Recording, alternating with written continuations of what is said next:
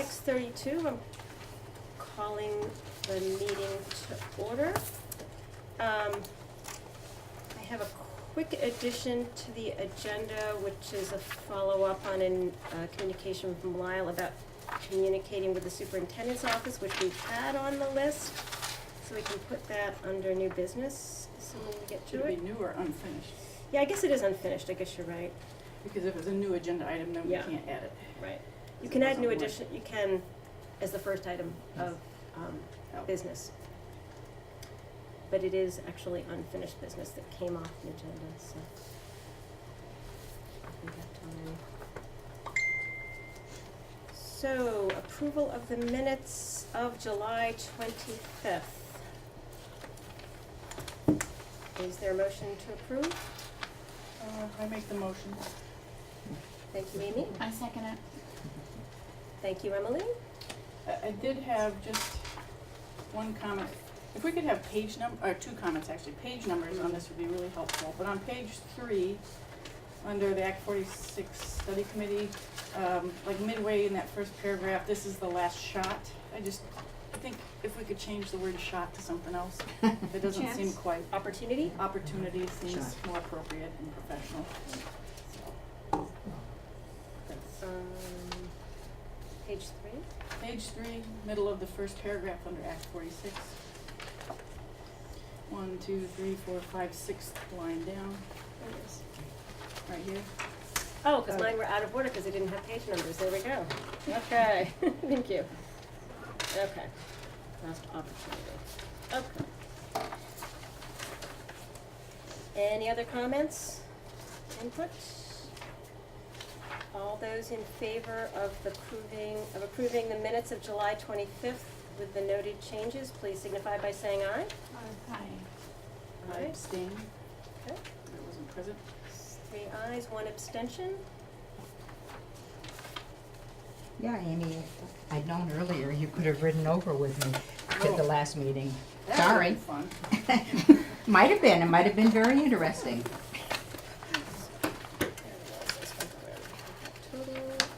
Okay, communications. Does anybody have any communications? I received an email from a parent, and they weren't sure of the right route to take talking about, before school care, like for parents that have to be to work at 8 a.m. Like they know that other schools in the WSESU have paras that will sometimes, be at the buildings from like 7:30 to 8, so that children can get dropped off at that time. So I just said that I would bring that to the board, and I don't know what the correct route is for that. Yeah, well, the correct route is probably to have her call the parent call Talk to me. you first Yeah, directly, okay. yeah. Although the short answer right now is we don't have that option. Right. And anybody that would come in at 7:30 then would have to leave before the school day was out. Yeah. in Sure. terms of- Yeah, para hours. It's usually flexible hours. It's flexible hours.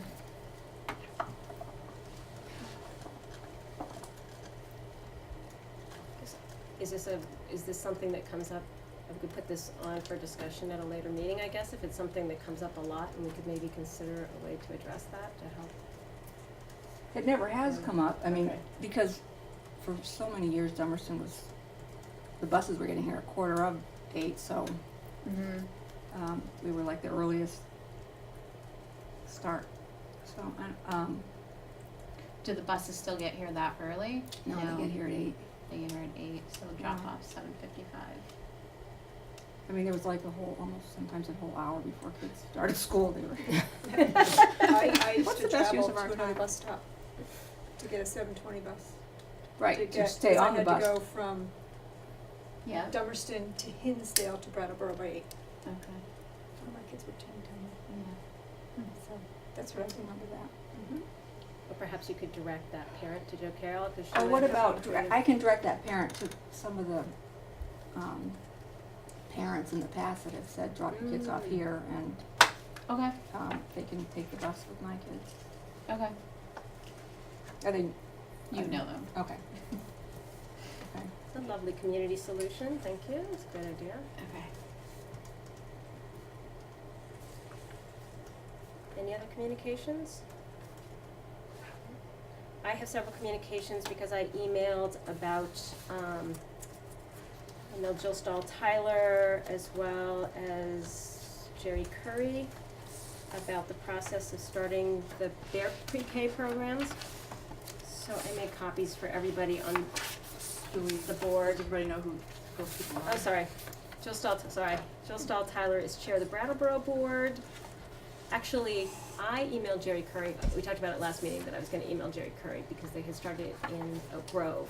She referred me to Jill Stahl-Tyler, who referred me to Deb Gask. So I have emails from all those people sort of pass around on the process that they've all been through on that. So everybody can have that. Do you have another copy? Yep. As well as Jody, who emailed me, is in that packet because she ran into Ann Fines, who had done it, in that packet. She had run into Ann Fines, who'd set one up years ago, and so she was talking about the process.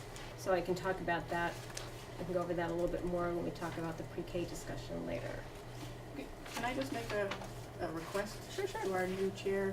This type of stuff, it really helps me, along with the stuff that you emailed me at 4:22 PM. I'm sorry about that, yeah. To get it in advance so that I can read it, because I just don't have time Yeah, before the meeting. getting home Yeah. from work, Yeah. so. I didn't think we were gonna really go over it today. I just Okay. wanted everybody to have it, so as we think about going forward in the forums, that people would have a copy of it and say. Well, I it was would also be just- helpful too to save trees, Yeah. to do the electronic version, so.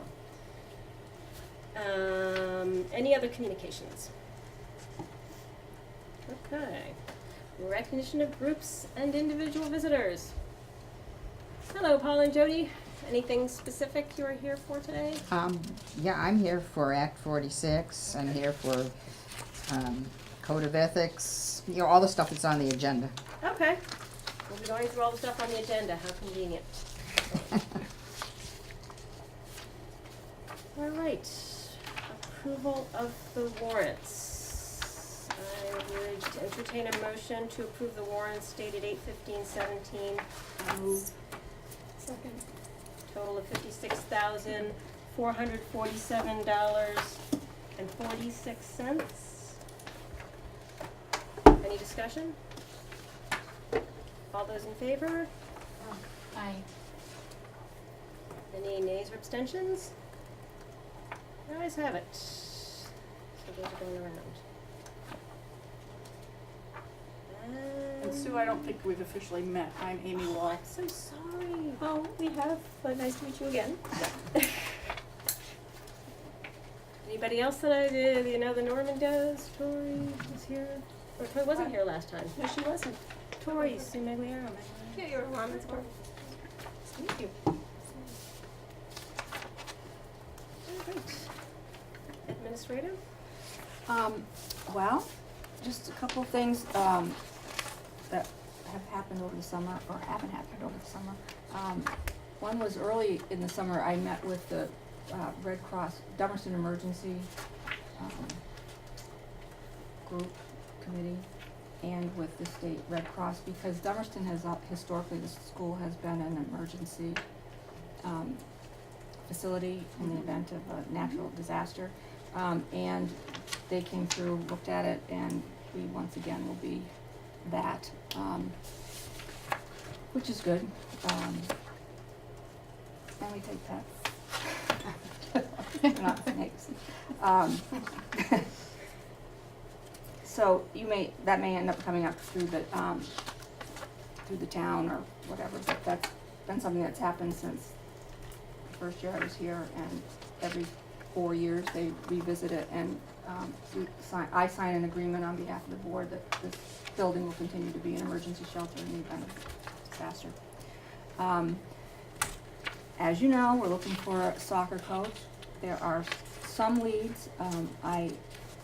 I know this town will not let the season go by without somebody stepping up to the bat, so I'm not really worried too much about it. I did make this up for Ron, and I wanted to present it to him on behalf of the board, which I think I will drop off at some point.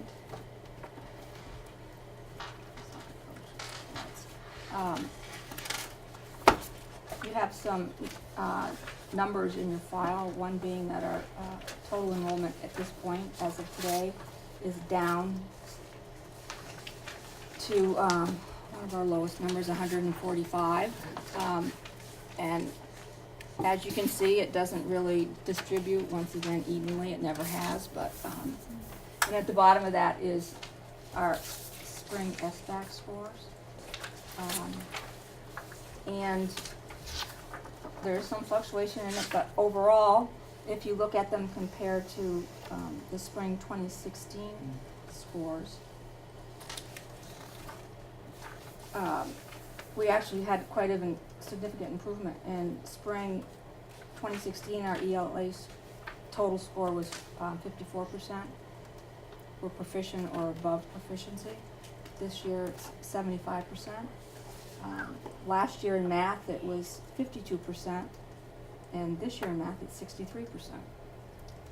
So while there is still some fluctuation between class and grades, overall there's some real solid improvement. So the 54 and the 62, that was the combined total for 3 to 8? That was last year's combined ELA and Yep. last year's combined math. This year, it's 75 ELA, 75%, and 63% math. And I had 54 and 52 for the 2016. 62 54 and 62. and 52. Oh, 52. Oh, Yeah. okay. Well, nice jumps. 75 and 63. So, you know, we'll be revisiting this periodically as we look at the continuous improvement plan, our former action plan, and showing how we sort of use these scores to target What do you, our coaching and instruction. sorry, what do you attribute what do you think's been the most effective? I think two things: the switch over to the Engage New York curriculum and our math coaching. We got strong So math The coaching. Engage New York, that's for the literacy? That's for math. Oh, okay. In literacy, I think we have teachers that know how to teach reading. And what we see, I think, fluctuations is sort of a distribution in sort of targeted instruction and where Yeah. those interventions can happen, and if we have enough folks to intervene. Do we know what the state averages were yet? I know they weren't that high. Yeah, I figured not, but. yeah. Compared to last year, do you know if they're like, I don't know. I can't get, can I state yet? I don't know if I can get them. No, I just was curious. So. I mean, if the whole state went up like 20 Right. points, then it was a different discussion. You know. Yeah. It's a Oh. test issue. Oh, I'm just asking, sorry. not a discussion. We are, just 2 weeks ago, had a resignation from one of our middle school paras. Sandy Sherman is not going to be returning. However, she was a para that was put on to a special education para contract, which meant that she was employed under the WSESU. So they will be hiring and providing that replacement position.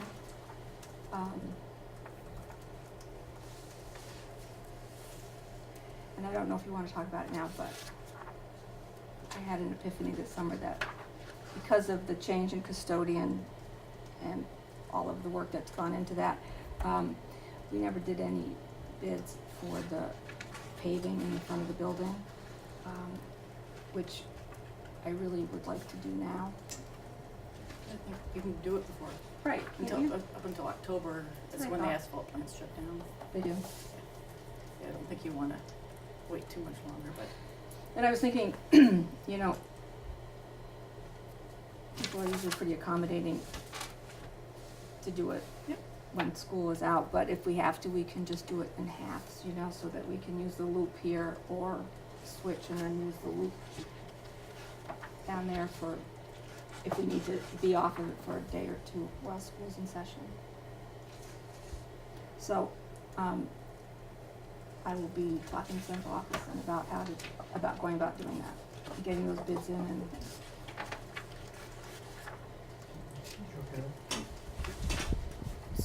Do you try to coordinate with the town on that? maybe, Yeah, the last I time know we their did bids it- are already out, but I mean, I Yeah. didn't know if they got a winning bid. I can't remember if it was Springfield Paving or who's doing it this year. But perhaps if they're in the area, you know, Yep, as part I of, know. they might be interested in bidding on this at the same time. We have done that in the past. We have, Yeah. I Yeah. can't realize that'd be hard to, oh, Yeah, that, it was when they were doing this Yeah. road here, we Right. did some patching and resurfacing. yeah, Just a thought. yeah. Have they done it already? No, they haven't done it yet. No, I don't know when they're doing it, but I mean, you might wanna check with Lee. Yeah. Yeah, that's all Yes. I did as chair, I just called Lee and said, hey, what you doing? Yeah, we got a little paving, Well, yeah. if you, Fall off the Do we truck. have to put, we would still have to put it out to bid though, wouldn't we? It's a certain amount, so. yeah. Yeah, but So you might be able do to tap that. in and get a little bit of pricing. Right, Mhm. Because right, it's a larger project. right. No, definitely, so it would be that and sending bids out, putting bids out otherwise, so. Yeah. What was I'm happy to call the in. enrollment for, what did it change from last year? I think at this point, we're down 5. It's sort of hovering around 150. Okay. And the 14 for kindergarten are pretty much confirmed? Yep. Great, that's a nice number. So we've lost students, because what do we have in the 8th grade, 15? So we've lost students from classes otherwise, people Lost. moving. Yes, one going into 3rd grade and one going into 7th grade. And, Henry. They moved, they're moving? We got a request for, from Exeter, New Hampshire. Henry's, It's really sad. Henry's. Yeah, of course. Yes, of course. So, the state being the agency of education, has devised a new way to assess school districts. And when I say school districts, I mean supervisory unions. They're calling them integrated field reviews. And we are in a group, I'll see if I can find the actual school districts we're in. We're in a group with Mill River, Wyndham Northeast, Springfield, Windsor Southeast, and Two Rivers. They're considered to be in our area. And so the process is to pull together teams from all of those school districts, do some training together, and then there will be teams of teachers that will visit each of those school districts. So we will be visited on November 1st, looking specifically at academic achievement, which is curriculum, assessment, instructional practices, personalized learning, so that will be any personalized learning plans, flexible pathways, career and technical ed, so that will be more the career center. Student choice, so I've asked all the counselors, including Jen O'Neill here, to just send me a little bit of information about what the middle school leadership team has done with the school here in Dummerston. Safe school climate, which is both social, emotional, physical well-being, but that also includes the school environment itself. High quality staffing, so how we actually evaluate our teachers. And then investment priorities, which include, in addition to what you assume with financials, but also student data systems and how we're collecting data on our students. So there will be people from those school districts that I named that will be coming to Wyndham Southeast. There would be teachers from Dummerston that would be a part of teams going out. It's 2 or 3 people that would go out to the schools, and they are all scheduled on different days, so we're not gonna lose 20-some teachers for all of those visits. And their charge is to look at artifacts that we're collecting, and then to give us 2 recommendations and 2 commendations. And so when we get those, I'll be sharing those with you as well. I'm not sure how they picked Mill River, which is just south of Rutland. Oh. And 2 rivers, I'd never even 2 heard of rivers, that. I don't know if that's Chester. Ludlow, it says. Yeah, Chester and Ludlow have combined, I believe, into 2 rivers. So it doesn't seem like they're sort of in our area, but what do I know? So more to come on that. Can I ask, so, should we be looking for teachers? Yes. Okay. And then we're hoping that we have teachers that are representative of all areas, so K to 12 and different content areas, counselors, special educators, academic support teachers, so we will have to pull that together. Christina, I had one more thing too. Yeah, it's good. Wow. Yeah. I forgot to say that last week, Lyle was at the middle school leadership, at Landmark. We had 12 or 13 kids there. One of the biggest groups One other of the than biggest bands, groups.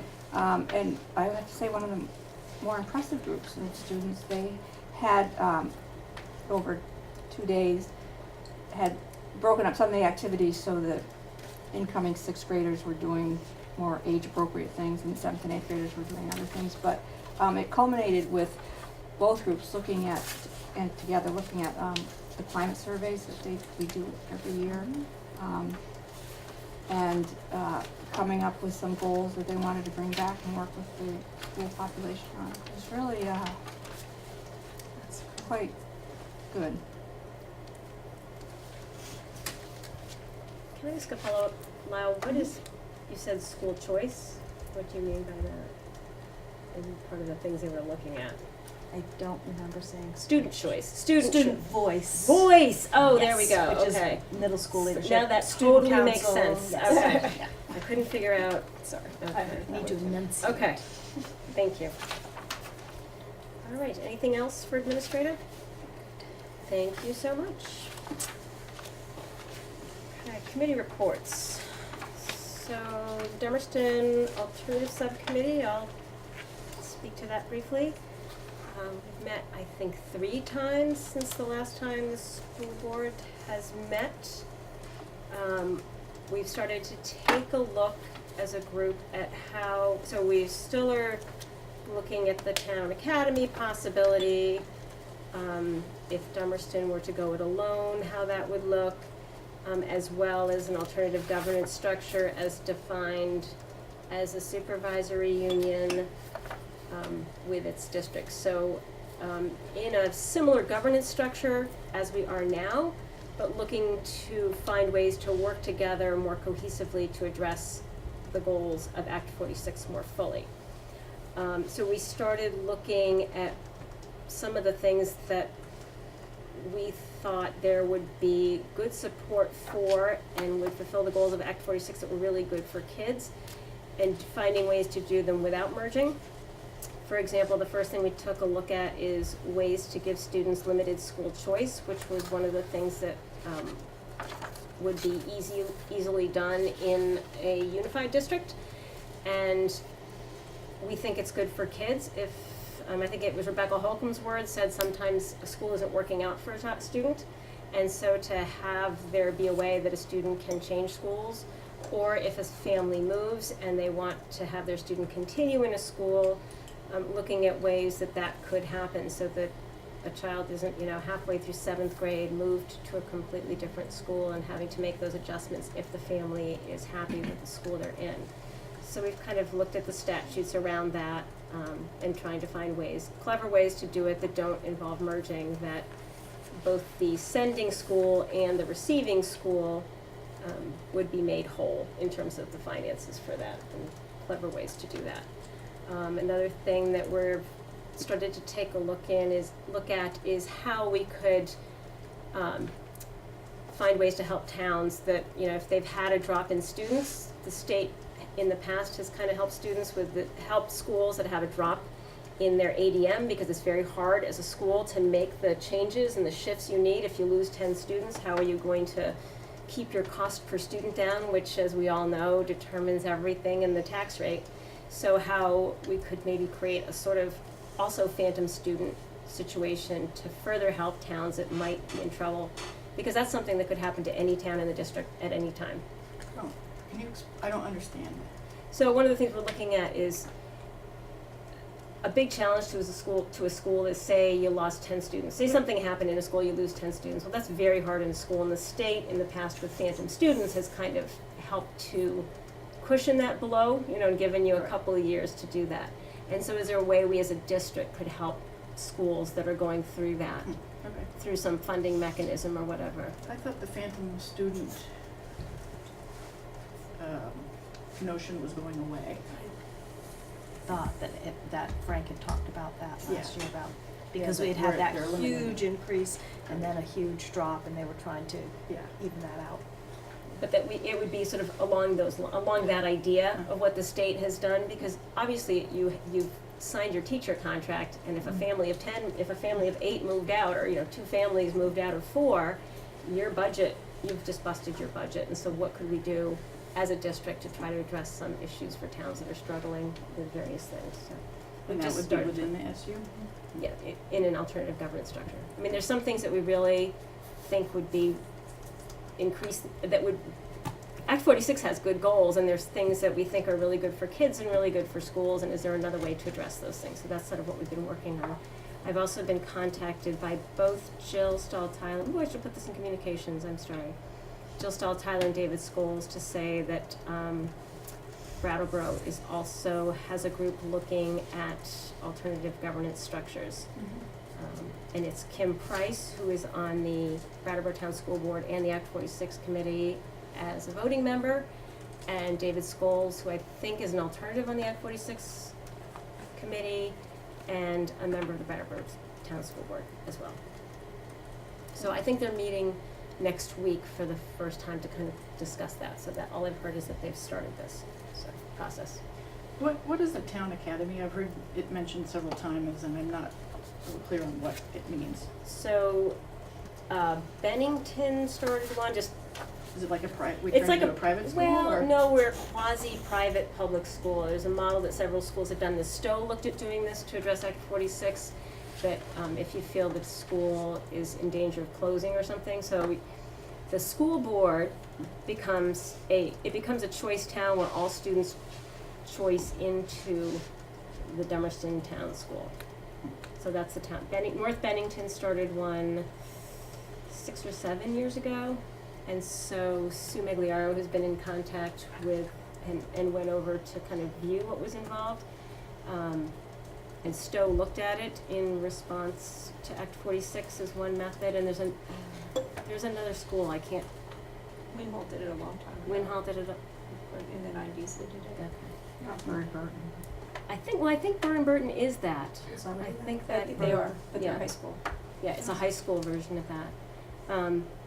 I think it falls, there's a lot of questions to be answered about faculty, about teachers, and what would happen with retirement and union and everything else that we're trying to really nail down, because the thing that we are most protective of is our excellent staff, and so we want to make sure that anything going forward, healthcare, all the things that are really wonderful benefits of being an educator in our district, how we would address that, if it's addressable, if they can maintain. So those are the questions we're still trying to nail down. Those are sort of difficult legal questions to figure out. So. But in terms of leaving no stone unturned, we're looking at all the options, which was the charge. So.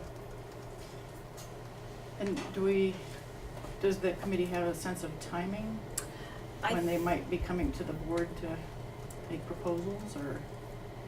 I think the news that Brattleboro is now looking at it as well maybe changes things a little bit in terms of looking at an SU as an alternative governance structure.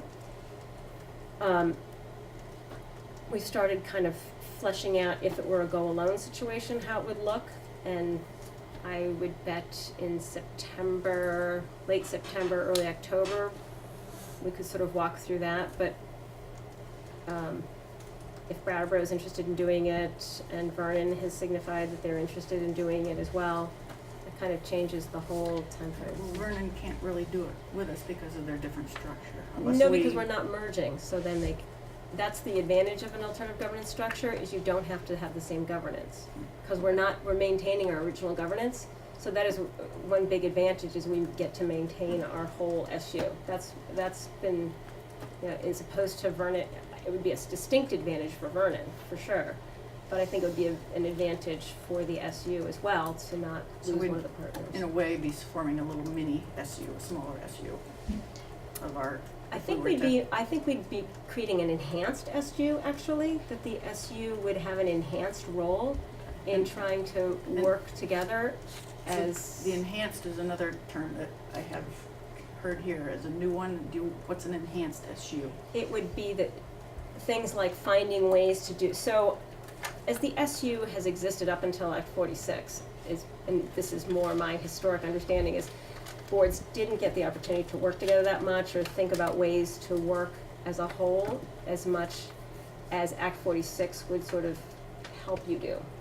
And so the enhanced SU would be like, well, hey, if you have a class of 26 and you've got a class of 12, let's find ways to work together to create those efficiencies.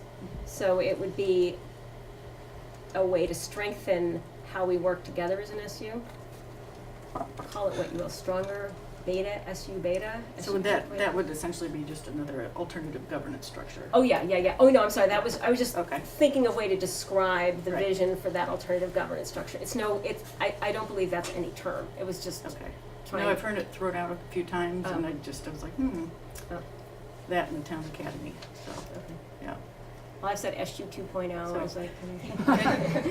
And I know that just from conversations with Jill Stahl-Tyler that I had, personally, that they formed the alternative governance structure, subcommittee in anticipation of, like a failed merger vote, Right, right, at least trying to be preemptive. That was right. what she explained to me, the logic behind it. So I don't know if you had conversations with her personally, but I think that's, that was pretty much the gist I got Yeah. from her, but if they're looking at it and we're looking at it and our vision Yeah. is working together, Yeah. then that makes good sense to combine our talents and not all reinvent the wheel separately, so. Have I forgotten anything, Sue? So essentially, we don't have a feel from the subcommittee about when they might be reporting back to us. I think I'm full gonna board. defer that till I hear back from Brattleboro if we're gonna move forward and work together, because that changes everything. I would have been sort of thinking late September, early October. I'm still thinking that, Okay. but they haven't met to kind of say what they're gonna do, Yep. so we're the tail wagging the dog again, in a way, size-wise. So if they're interested in joining with us, our group somehow, and I guess maybe that is something to bring to the board. Is there any reason that the board would not endorse the Dummerston Subcommittee working with subcommittees from other towns that are interested in studying alternative governance structure? Because our charge was to look at all options for Dummerston, so I feel like it falls under that purview, but I just wanna throw that out there and. Yeah, I think it falls in that purview. Yeah. Jody? I guess I'd like to say, being a member in the committee, that there are several supervisory unions throughout the state that are working on this enhanced supervisory union, and we're waiting to get some of their proposed, they're not articles, but their proposals, their primary proposals. I know Marlboro is different, but Marlboro's will be ready on August 22nd. Their alternative governance structure will be ready, and that is something that we could probably take part on. But you've got the northern one, you've got John Castle's with 13 districts up in the Northeast Kingdom, and they're working on one. And you've got, I can't think of some of the other ones, is it Windsor, and then there's I've got them all at home. I can't think of them on the top of my head, but there's a whole bunch of them that are working. Right now, I went up to Montpelier last week and met with a lot of these people who are doing some of these things. And as of then, there were 106 school districts that had not merged and were not headed that way. Over 50 of them had already agreed to look at alternative structures. So, every month or so, maybe even more than that, I get a new map for the state of Vermont with how districts, what they're doing, whether they're the alternatives, whether they've already merged, whether they're going into a mud, whether they're, looking at all options. And so that was as of last week, that was what we had. And it's very interesting to meet and talk with. I went up with a member of the Westminster Board and a member of the Marlborough Board, and a member of the Brattleboro Board was there. Actually, there were 3 members from Westminster there, and I went up and met with people from all over the state and finding out what they were doing and how they were doing it and how, they're going to be starting to take them. In fact, Marlborough is taking theirs to the State Board of Education in September. So it's going to, we're going to start seeing some of these come to the State Board of Education and see how they're getting received. The more the merrier. The only thing, just as the voting member on the study committee, my concern is just timing. If we're going to do something, waiting till September, October really concerns me, particularly if we don't have a lot of the details fleshed out, because the deadline to file is November. Not, November? not with alternatives. Not alternative governance, Nope. no. No, it's end of January, Well, I think. Oh, it's the 6 months after the law was passed, so that fell right around December-ish, but.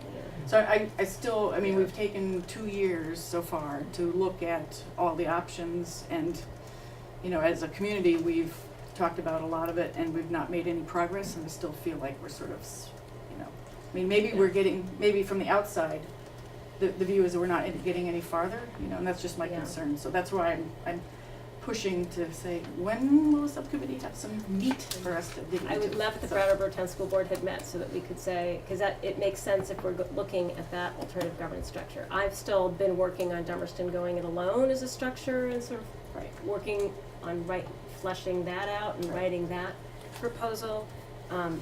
But to do that whole governance structure, if other people are coming to the table wanting to have that discussion, I can't, and they weren't meeting until next week, so.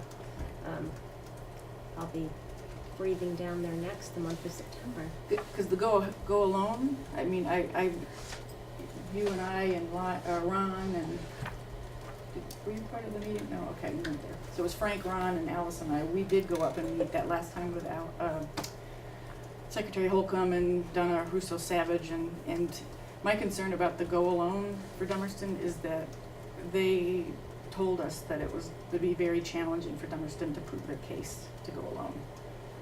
So that's, Yeah. it's just, that's my Well, concern. I think that I'm not gonna speak for everybody who's been working on this, but I get the sense that for everybody, the preferred structure is to work with everyone. Yep. But all the work we're doing as go it alone actually kind of works as going together in an interesting way, so. But I do think the Act 46 process was very good at uncovering some things that are undoubtedly good for kids. So what are those things, and is there other ways to address those issues? So that's kind of what we've been focusing on as our group, and then I'm sure if we get more people to the table, we'll get some other creative. And then the other thing too that I would just say is, sitting on the Vermont School Boards Association, seeing the bigger picture across the state, it's, I feel like this might be just we are a pocket of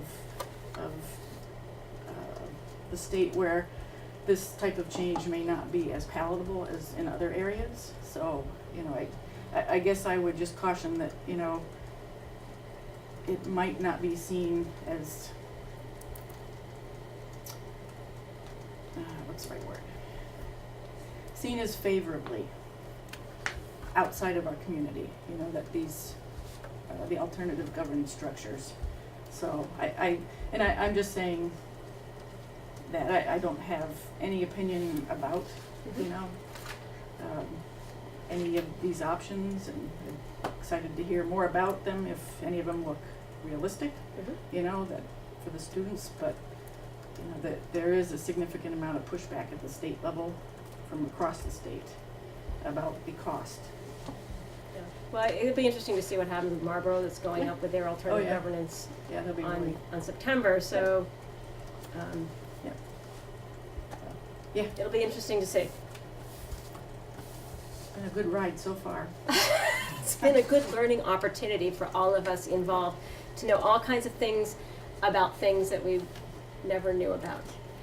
So we have a really action-packed schedule today, Jody, so if you could if you want to make a quick comment, Well, I'm all for it. I was just going to say that it's my understanding from the people that I've been talking to that, and actually Donna mentioned that when she came down here, is that the December wasn't the, you know, it wasn't necessarily the deadline that, because January 30th was pushed off, so they would kind of agree with that, number one. Number two is the fact that we don't need to have a finalized program by that date. We have to have an idea where we're going and present as much as we've got worked on, because 2019 is really the deadline.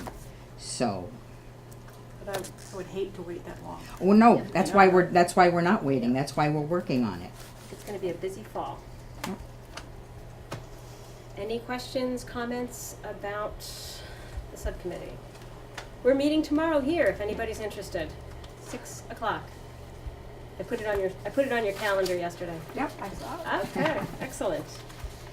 Moving on, still under Act 46, the current articles. I have copies here if anybody needs the July 18th current copy. I do.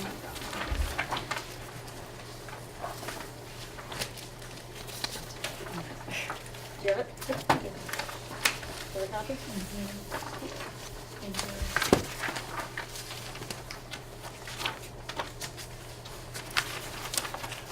So our wonderful superintendent highlighted all the changes. Hallelujah. And mine's, did it come out highlighted on the dang copy? No. Oh, it's in bold text. I have the previous version, and it's in bold Very text. light. You can tell? In black and white, I can see Okay. it. I have read through it. So, check out the one copy. Didn't think I should have colored photocopied it.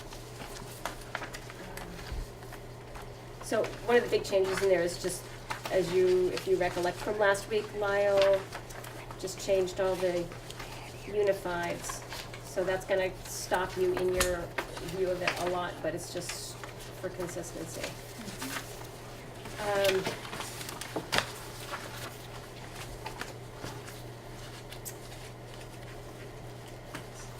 And we did, just for Amy who is not here, we did have a discussion last time about equity and school closure. So we can talk about specific articles, or are we, have you I worked just your way wanted to- through? I think we've all read, everybody's read through it, correct? And so I just wanted to bring you up to speed on last week, because there was a comment that we all kind of talked about with equity and school closure, so I just wanted to do that first so that you were up to speed on that, and then we could go through and have comments. So that's 7D. Let's see. So the wording's been changed. That's 7D, the second paragraph. And it's highlighted under evaluated, so it's the last, really the last, second to last sentence. Yep. So in the event of school closure, the Unified Board will thoroughly review the school's ability to maintain continued educational equity.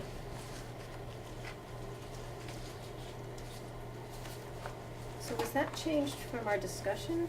I don't think so. I don't I think think we so. talked about all of these changes Yeah. last time. Okay. All right, I just want to make sure that we didn't change that since then. There was a No changes a since then. question because the whole concept, let me try to sum that discussion up because it went on for a while. That, what does that mean? Because of course we have to maintain equity, that's what Act 46 requires. So that sentence, the school of course can maintain equity in a merged district, you can't not do that. So it was a confusing sentence as to what was intended. Okay, so that's And the so feedback. one of the suggestions that we had was, Because I know at the study committee level, we went round and round about that particular sentence, and this was sort of the compromise that we worked to. where are my minutes? There it is.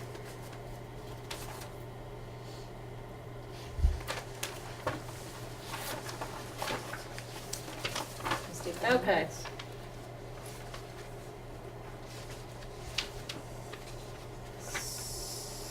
So that the unified board would need to show that equity would be gained district-wide by the closure of a school. Or there would be improvements, or,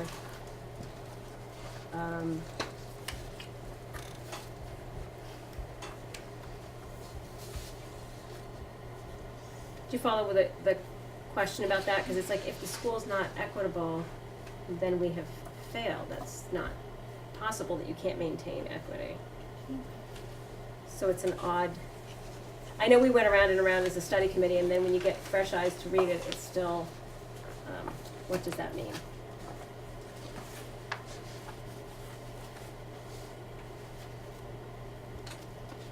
I think it should be struck.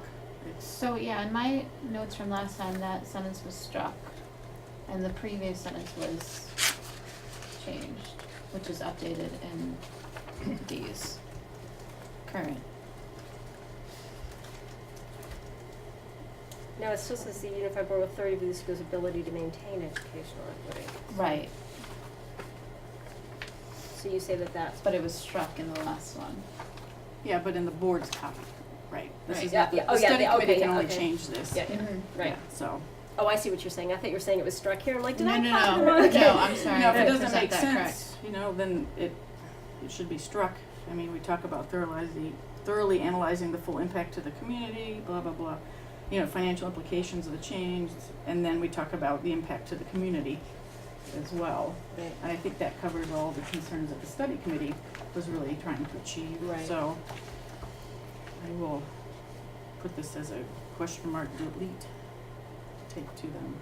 Right, And it's been a while since we last met, and I don't remember why we went round and round about that sentence. I know what was there before, We've, you know? we've worked on that particular paragraph Yeah. for years now. and I put in notes just to review the tape for discussion of the changes, so I don't know if we can pull the tape up to look at that, Yep. even though you guys went round and round about it. Might be tiresome. You mean review the study committee tape? Yeah. Yeah. That's right. Christine? Why would we want to review the study committee? Just to see what the discussion was, to Okay. why it went Alright. around and round. To see what was maybe intended Yeah. by that, because it was not clear Yeah, on the read with, you yeah. know, the public reading through it, like, well, of course we maintain equity, how could we not maintain equity, that's what we have to do, so. That might be in the minutes too. Yes, Jody? I was just thinking that original sentence said that you had to prove that you would get more equity by closing your school. Not less equity, but they had to prove that you would gain equity in order to close the school. And No, that that was was part of the- the thing that the- went round and round at the No, study committee it was the meeting. continued educational, that was the word that we stuck in there, that we recognized that we had to have educational equity, but in considering a school closure, then we would want to make sure that we continued educational equity. So, because the original sentence was, the unified board will thoroughly review the equity to be gained in the decision, ensuring that the affected students would gain from the move in educational opportunities. And, so, I remember, it's coming Yeah, back it's to me, coming but back to the me too. continued was the big, that was what we finally stuck in there, but. I think but it's still I agree the with you, same. Emily, it doesn't make sense to have it in there, you know, so.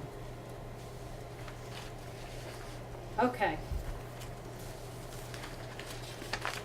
So, it's 7:20. We still have a fairly large number of things to accomplish tonight. I'm Are you just- through this? No, Okay. no, no, I was gonna ask the same question. no.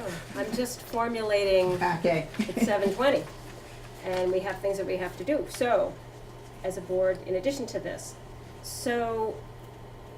and everybody has read through it, so maybe the thing to do is to go through it segment by segment quickly, and if there's comments from everyone, and if the today's visitors have comments, to raise their hand, and try to go through this as quickly as possible. Jody has comments that, Are we gonna start at the beginning? yeah, let's start with the preamble, and Jody has her comments here as well. What is so- that? Jody sent me comments Oh, on, okay. on various things that she's here as well.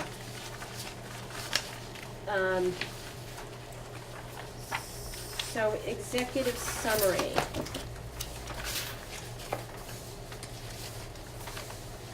One comment from Jody on page 2 was Title I would be available to more students, and a question if that was actually true I think in light of new Title I standards. It is true because we would have a bigger, we wouldn't be just Dummerston. Our poverty rate is not low or high enough to justify us qualifying for Title I funds, whereas within the SU, where together, where you have the higher poverty rates in at least Brattleboro and Putney and other towns, that together we would qualify for that access to those funds. Do you know what percentage is together? Do you know what the approximate percentage is? I don't, I know it's broken out, by school in Brattleboro with a high of 70, a low of Mhm. 50 plus. So it's Yeah, so in we- somewhere in the mid-60s for Brattleboro town. And we're down in the 30s, 35, something like that. Putney and Guilford are both 40s or a little bit higher than 40s. Another comment Jody had, which is an interesting one as well. We believe the proposed unified school district will lead students to achieve or exceed the state's educational quality standards. Don't we already? Not in some schools, right? Not in some schools. Okay. I mean, this is about a unified district, it's not about Dummerston.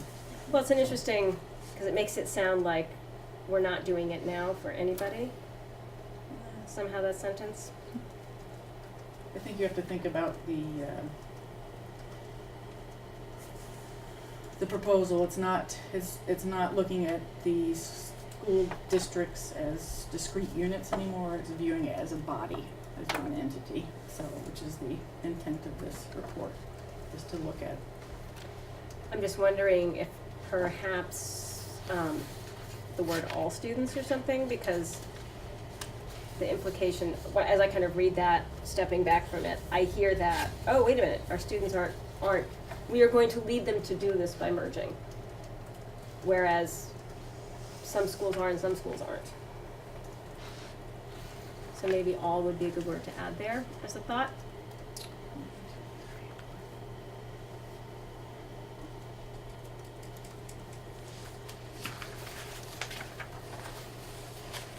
Are there any schools in the districts that, in the supervisory union that aren't meeting the state quality standards? I'm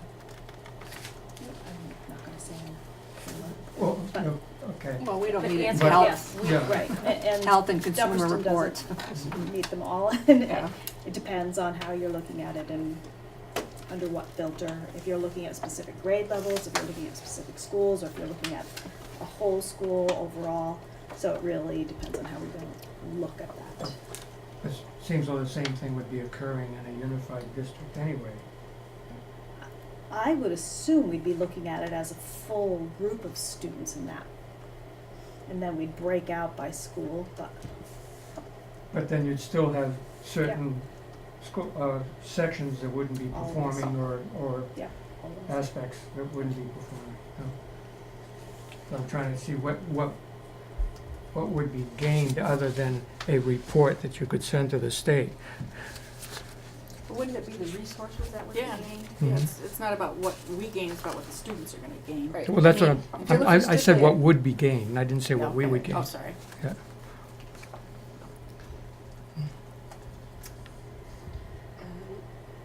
Could I make a general comment under this executive summary? Several places in here, they say will be instead of could be. They say several schools when it's mainly just one school when you look at it. And they say will instead of could. That was another will, but could. I just think that it's, the could be is so much clearer than a will be, because we don't know what's gonna happen down the road. Speculative. Yeah, it is very speculative when you, and then several things they say that, things that we've already doing, like purchasing supplies or facilities, working with people, or we can do these now, we can stay in the same school, or it says this, the ability to hire full-time staff often attracts higher quality teachers. We all attract higher class teachers as we are right now. So I think, there's a lot of things in this beginning that are kind of iffy and speculative. Well, I can take that to the study committee. I think this is the use of the more positive will is what the group plans to achieve. I think. I think using the Yeah, I word know. plans to achieve is different than will. I think No, plans It's to more of a achieve, guarantee. yeah. Yes, well, I think the group feels that this is a guarantee that we can do these type of things. So, based on the data that we've looked at. The question about transportation, we've always negotiated transportation together as a SU. Not always. Yes, we know, it has always been negotiated as one contract, and then the different towns were We billed used to out. have our own buses. We did? Oh, Oh, yes, yeah. we did. Okay. Well, I'm talking about in the 14 years that I've been on the board. All right, well, that Okay, makes a difference. I'm not talking about in the 50 Or in years that this you've been doing Yeah. it, so, Well, Not in this section. we had our own buses, yeah. we, as a board members, we purchased them, we looked And at then- them. Okay, remember, And Oh my then, God. and Yes, then, ma'am. thank you. and then for that paragraph about transportation, food service, that's all been mandated, or statutory requirements that we did the consolidation of special ed, we had to do food service and transportation, as part of that. It was required, so.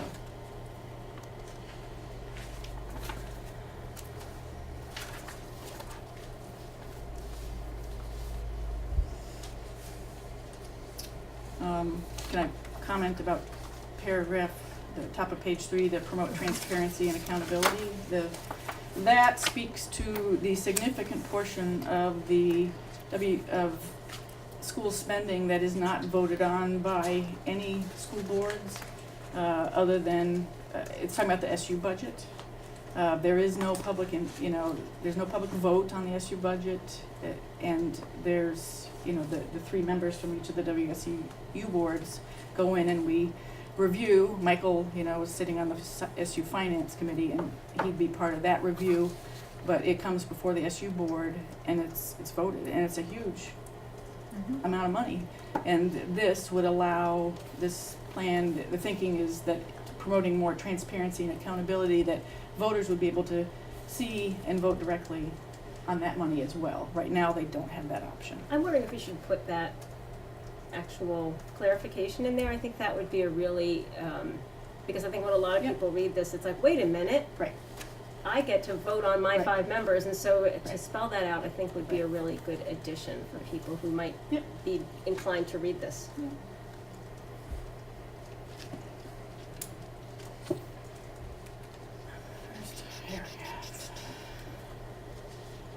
I had another comment on page 3. So, So the first whole paragraph about, the streamlined accounting systems, there's at least six or seven books that, separate ledgers that the SU keeps right now, one for each of the school districts, plus WSESU. So having one would be definitely streamlining.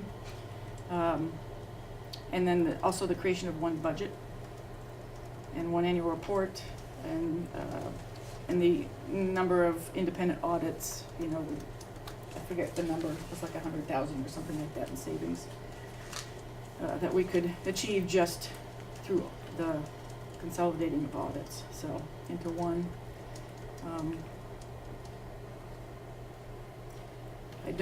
Maybe Lyle, you can speak to the purchasing supplies. I don't know that we do that type of, I know we do it for things like oil, for heating fuel. We do a big bid for the SU, but wasn't aware that we did it for textbooks or technology necessarily.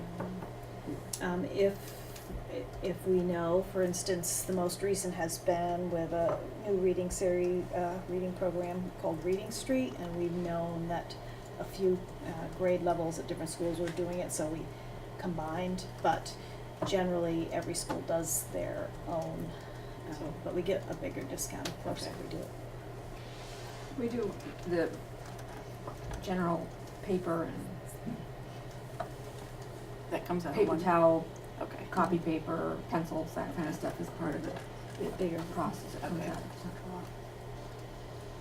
So you'd still have the issue though, so it seems like we are doing a lot of consolidated purchasing, if you ask me, if oil and paper and all that kind of stuff, and then cause you're not gonna buy textbook for somebody who's not buying textbooks, so you coordinate that, so it sounds like we are doing some coordinated, a good portion of consolidated purchasing, so. Yeah, I think the study committee just sees opportunities for more.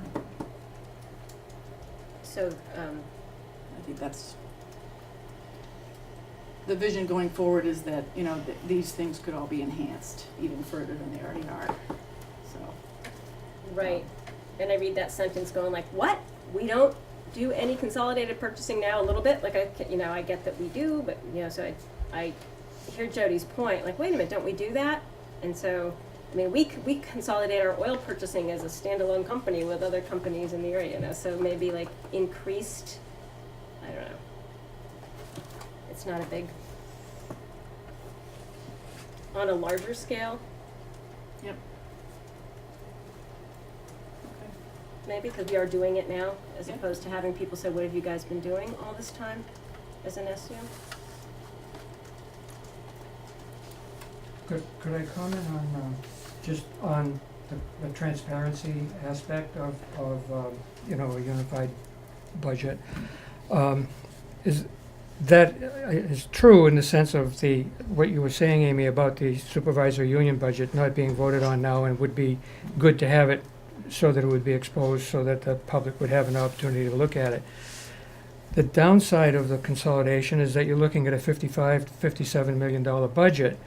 And if you look at the high school budget, which is in the realm of 22 to 25 million, and the number of people who attend and who actually look at that budget, it's almost virtually impossible for somebody to understand it unless they are really good with figures and spend a great deal of time. So the transparency aspect of it is there ostensibly, but I don't think as a practical matter people will even indulge themselves into looking into a budget of that size, or even deciding whether or not they want to vote for it. Well, I think you can take that point of view, but I disagree with you. That's okay. I think that you can teach an old dog new tricks. We have transitioned to a new accounting system the last 2 years here through the central office with Frank's arrival in the business office, and we have explained that same budget, the new accounting system, and I felt like that went really smoothly thanks to Frank's continuous explanations and his patience with all of us. I tend to think that a bigger budget would get even more scrutiny than, a smaller one. I would want to know more where my money's going if it's that big a chunk. So I think there's two ways to look at it. And guess my only the lack comment- of engagement, in the smaller budgets, people, I think,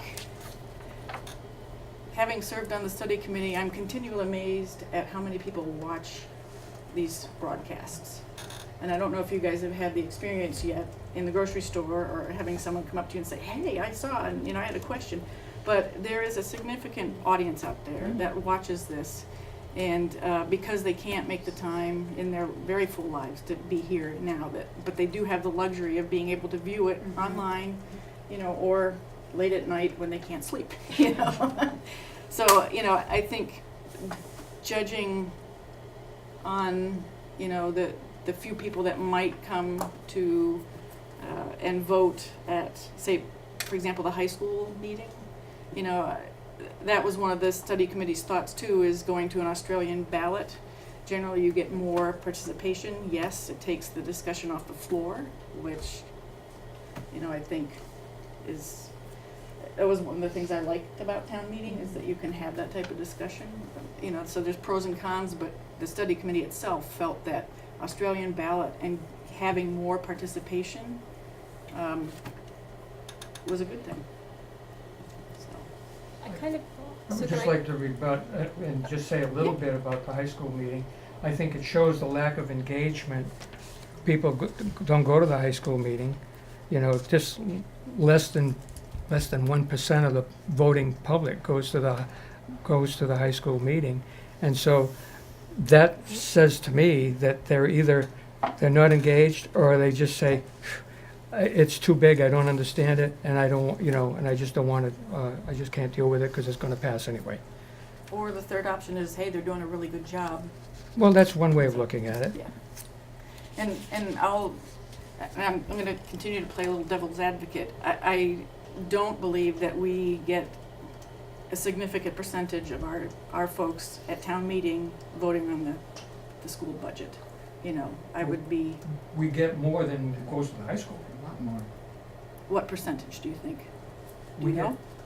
What percent? We get more At the than town meeting. 1/10 of 1% of the voting public at town meeting. So, We had a full house last year. well, not by the afternoon, no, it was, but I'm just saying, I'd like to see the numbers, to really better understand that train of thought, because I don't, just from having sat at that table and watched and participated in the BOHS meetings, I don't know that, So I think by putting in if we were to add a clarification, that it clearly would add accountability and not transparency exactly, because the SU spending, it's not discussed by the public, well, that's transparency, but you can look it up as transparency. Accountability is discussed by the public and voted, so the transparency is not gonna be really improved. Yeah, well, because you'll be reviewing it at public meetings with the public, Mm, and they'll be talking about the specific line That's items. true.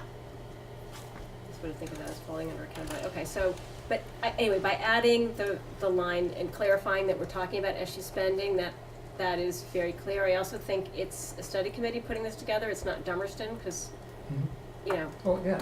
so it's everybody's view. Brattleboro doesn't do it the way Dummerston does it. We had over 100 people voting on the budget, and it was unanimous. I remember kind of like, oh, over 100, and it was unanimous. So we have good participation in Dummerston. I don't know what the participation level is in other towns or how they do it, so, whatever. So I think by making that clarification, you can make a clarification and alternative that there's pluses and minuses, I think Well, there's these. pros and cons to the Yeah. whole thing. Yeah. I agree.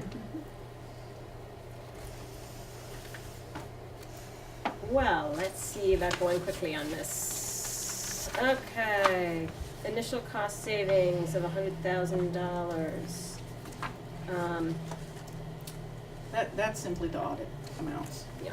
That's based on And actual costs. school board savings and stuff, so. Yeah. Property tax relief, Yeah, the property tax relief should be changed, because that's not really, No, it's not. transition funds. yeah, Right. because it's called the transition grant, you know, Yeah. so. I mean, even What paragraph Rebecca and is it? Donna call it The very that now. bottom of page 3. The property tax relief, so yeah, I agree, property tax relief, it needs to be changed. What would you guys like it to read? Transition funds? I'd just take the whole sentence out. Mhm.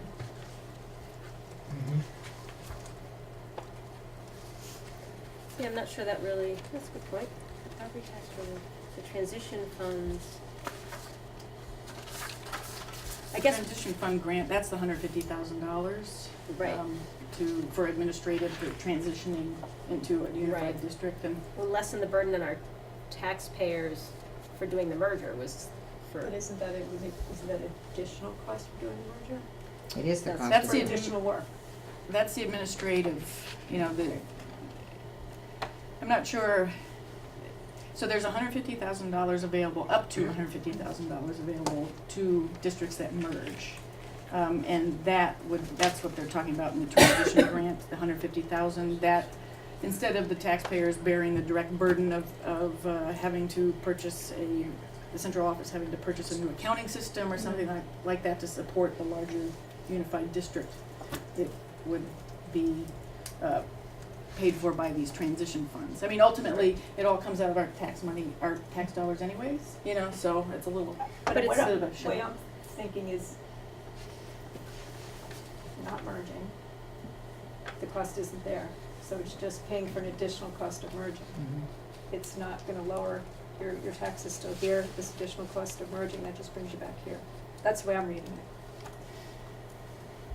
Right, because if you're paying for all those things, you're not lessening the burden on the taxpayer, except you're lessening the burden on the taxpayer if you want to merge.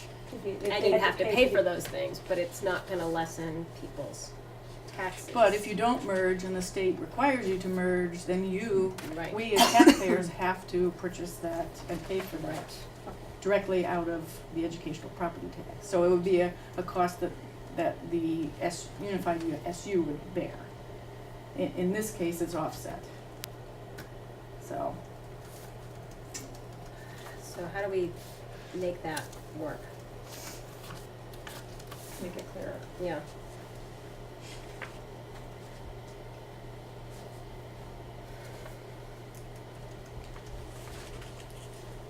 the transition funds available to taxpayers and a unified district, To offset. Yeah. To offset. will offset, Ex- additional expenses Expenses incurred incurred through the okay. merger process, So, that may be incurred through the merger process. Superintendent funds to taxpayers and unified district will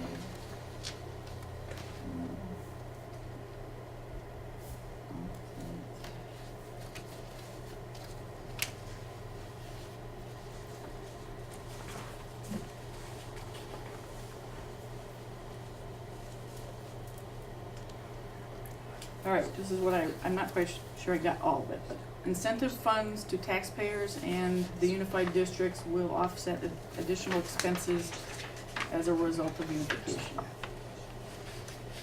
Sounds good to me. Is that what Yeah, you no. meant? I did, but. What- I lost some of the words, so. That's okay, can you read that again?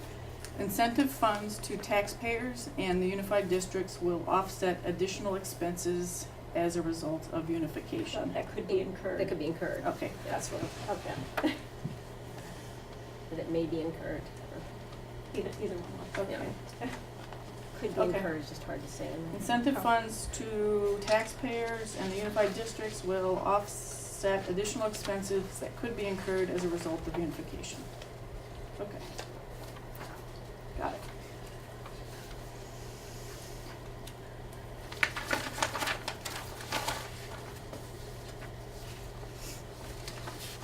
Still in the preamble, okay.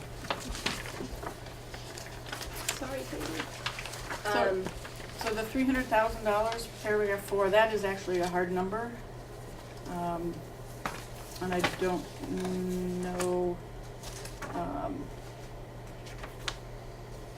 mean, we could break it out, we could have Frank, but it was really through, putting all the special education costs under the one umbrella, and, it allowed reduction of staff, and, Movement of staff. Yeah, movement of where staff, needed, yeah. So that where we need, yeah. So, we didn't have to hire a, half-time teacher here, special ed teacher here or there, the different districts had to pay for it out of their own budgets, so. But if you think it would be helpful, I can see if we can have a detailing of that.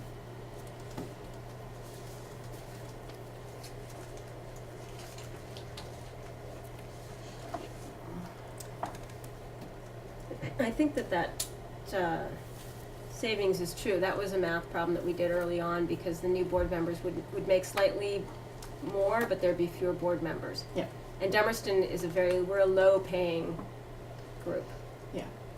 They were talking about several $1,000s for Right, the but school board member. several districts already pay that. Yes. Who's, except for Vernon, pays that Vernon much. pays, Brattleboro Brattleboro. pays a good amount, and Yeah. so,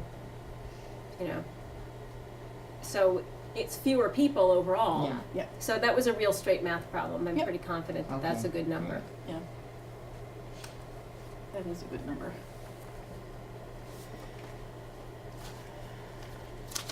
Okay, now should we go to the meat of the matter, which is the articles? We've got the forming districts, the forming district withdrawal. Well, so are we talking about Article 1 first? Yeah. Okay. So it didn't necessarily come up at the study committee meeting until the very end. But I guess I'd like it'd be great to have input from the Dummerston board on, do we want to be necessary or advisable?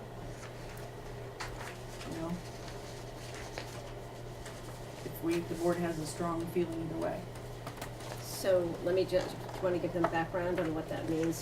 So necessary means that everybody's all in, and you go into a unification vote, and if one town defeats, then and all towns are, let's see, if all towns are listed as necessary, and one town, say like Dummerston, does not approve the merger, then the merger fails. As a advisable, if Dummerston were to vote down unification, then the other towns could go forward, and Dummerston would be able to pursue its own opportunities. Well, it would be a mud. Yes, So but we would, we would still be, we would, so we would- instead of one unified board, you'd have a unified board that would, for example, consist of Brattleboro, Guilford, Putney, and then you'd have Dummerston off to the side, and then the larger, if you were to draw it in circles, so you'd have a small circle or a bigger circle for the 3 towns, plus the little circle for Dummerston in there, and then you'd have a SU board. And then Dummerston would be voting on all K to 8 related items. Or actually, K to 12. Dummerston would There- vote on the 9-12. as Okay, part right, of not, the SU. I'm sorry, yeah, I got it back, so Because you guys would be still voting. right, we would we would have our own K to 8 budget, and then we would sit on the WSC, or a unified, or the bigger board, and vote on the grade 9 through 12, because we would be sending the children to the high school. Lyle commented very clearly, I think, in Brattleboro on this advisable and necessary. And, Would you like me to say huh? something? Would you like me to say it again? Well, I- If I can bring that up? Because So- it came up at Brattleboro. Yes, it did. So, everybody necessary, just as Amy just said, everybody, all towns vote. Any town that votes it down means that everything ends, we're done. Yep. It goes to the State Board of Education to make the decision. Any one town that's advisable, and if that town that was named advisable votes it down, the other towns conform. The advisable town then makes their own decisions, basically. Are we gonna be in mud? Are we gonna go off and do an alternative? No, but I don't think that's because I think if you do advisable, we're automatically a mud. I'm pretty sure that Okay, that is the it statute. could be. Yeah, that that is what the mud Because forms, so then The you change can't had do been in anything after Act that. 49, they had changed the way MUDs could be formed, so. Yeah, but I think you're in. It's an interesting structure because you are voted into something even though you never voted for something. It's an interesting Yeah. The, construct legislatively, I think. the other issue with an advisable is if a town is advisable, they do not need to warn the article at all, in which case everything also ends. And it goes to the State Board of Education to make the determination of what happens to our schools. Unless 10% of the, Right. You know, there's The always town, that yeah. piece could come and say, puts it on the Puts it warning, on. yeah. And you can pick if you want to be an advisable or necessary. No, you can actually, anybody can pick anybody to be an advisable. We could decide, this is the crazy part, we could decide that we want White River Junction to be advisable in our school Yes. district. And the voters of White River, if the board wants to do it, then they're part of our mud whether they want to or not. Crazy. That's the law though, that is how the law reads. And even if the school board doesn't want to approve, if 10% of the people in White River want to be part of a mud, the mud would form and White River would be part of our mud based on a 10%, because you can't get out once you've been made advisable. You're there. Or so we thought. Like we thought about supervisory unions, couldn't get out of. Yeah, but No, Vernon. so- Until Vernon. No, not high school union. You can. You could get out of the mud, I suppose, maybe someday. I don't know. No, because you're not a unified district in a mud. So I guess, and yeah, I don't know. That's, I do know that Yeah. the study committee's committed to everyone as necessary, but I wanted to take the feedback from the board back to, and it seemed to me that the study committee had wanted everybody necessary, because we've talked time and again that it's important to get the voters to have a say in what is it that we want. And if a town is advisable and the board decides not to warn it and there isn't a 10%, it doesn't necessarily mean that voters are going to have their say. And after 2 years, yeah. that seems like the one thing that I've heard pretty consistently is that it's really important for the voters to be able to have a say in all this. when is this going to the state? September 20th. September.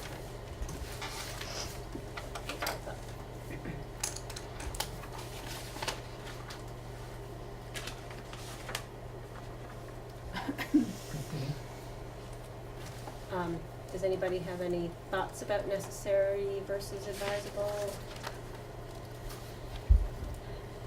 Paul? Well, I agree with what Lyle just said about getting the voters out, and that's one of the few decisions that the study committee made that I totally agreed with. And I would encourage the board to provide the feedback that Dummerston wants to be necessary. Therefore, the Dummerston voters would have the opportunity to come out and have a say as to whether or not they wanted to have this occur.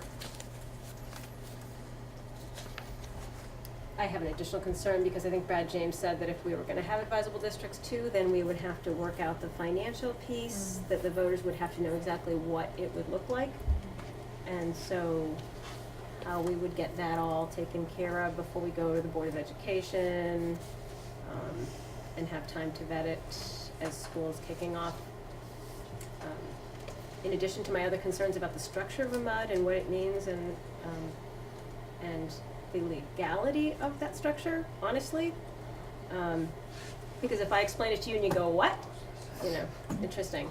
I also wonder if, because we spent so long trying to educate people, okay, this is what it would look like, well, what would this other thing look like, and what would it mean to the other districts that are voting? And you don't really get to vote, no, we really want Dummerston in all the way, so then you have different mathematical, financial formulas for how it's gonna look, which makes it confusing. But it's not any different than the way it is right now. In Well, you have in two a lot of different, ways. voters are voting yes. In Brattleboro, they're gonna vote yes, that they wanna merge.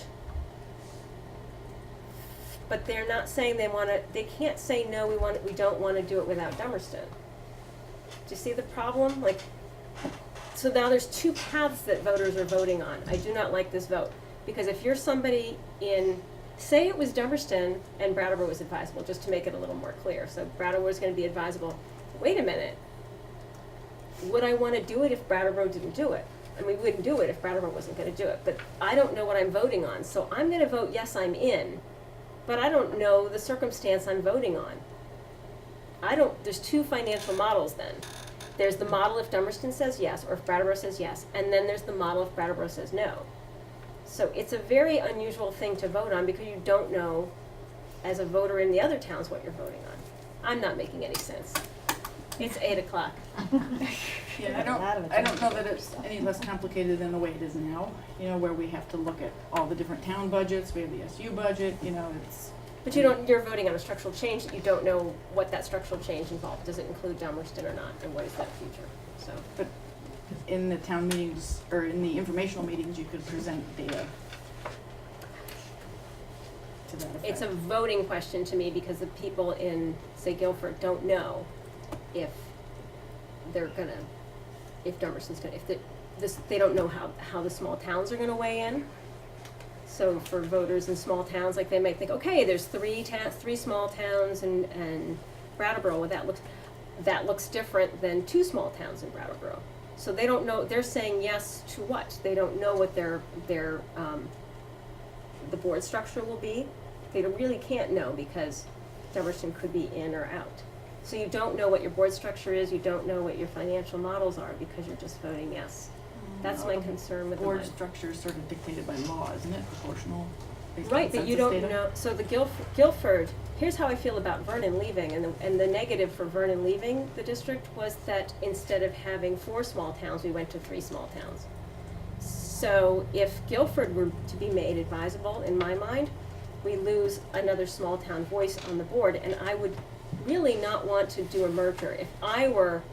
If Guilford were Dummerston, that's a better analogy, and Guilford were made advisable, I would not want to do a MUD where the structure would just be 2 small towns and Brattleboro because the weighting would be so dramatically Right. different. And so then when I look at the voters in Guilford, they are voting yes, and they're voting yes to either having 2 small towns or 3 small towns, and they don't really know. Right. By voting yes, they have to say both is okay, and that's a very confusing vote. I guess, I see your point, but if the Dummerston board felt that it was important to be advisable, then we would only be going to the voters with 2 options, which is either we're all in or the 3 plus the 1. And that's just 2 different scenarios. I'm not advocating Yeah. for anything, Yeah. but I don't see it as, complicated because I feel like Guilford and Brattleboro and Putney are all committed to being necessary. I think the only question that has come up that I've heard is, does Dummerston want to be necessary or not? Do they want to be advisable? I'm thinking you can't vote no if you're advisable, technically. Right, there's no no vote. There's really no vote. Yeah. You can vote It was- no to if- unification. Unification, then you become a MUD. Yeah. No to me is stay the same. Which you can't do. That's Yeah, well, true. But I'm just saying Right. as for a vote. Yeah. And again, I'll play devil's advocate. In 2019, Yep. we're all not going to be able to stay the same, no matter what our vote is. Right, but So, a no would let us move forward on something, maybe something else that we could do. Is there, maybe I could just call the question here, is there anybody that has an interest in being advisable? okay. Okay. Great. I could have done that earlier and saved some time, yeah. No, that's No, it's good to informative. have discussion. You're right, thank you for that, thank you for. Okay, so grades to operate, pretty straightforward. Employee contracts, pretty straightforward. New school construction, wouldn't that be nice? Pretty straightforward. Plan for the first year of operation. Any questions on any of these articles? No. No? One thing that would be nice to have attached to these articles before too long would be like the updated financials, and they're not on the existing articles when I pull it off the SU site. So it We're would on be the previous nice. version. Is it the next one? We're on the June 21st version. But that's too- aren't they a year ago though? Was that the appendix A and appendix B? I mean, they have it listed as there's an appendix, but there is an appendix, so it'd just be nice for people that are looking and then it's not there, to have that put on. No, but I've got them from the previous, but I think they're, Yeah, I just pulled those all together too. Where And are I they? just put it in there. Yeah, They're they're not all over there, the place. they're definitely not there. Okay. So I'll see what I can find out about that. Those electrons taking a vacation. So we're taking on the debt.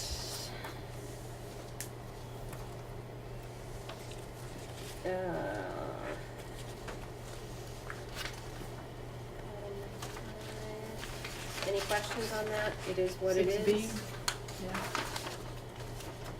6B, 6C, restricted funds, they stay with schools.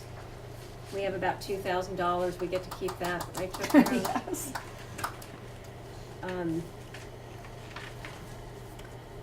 Okay, Yeah, 7A, B, and C have been pretty, well, they've been very stable for quite a while, so. So there's no changes. D has been one that we've revisited frequently, as we visited earlier in this conversation at the start. So,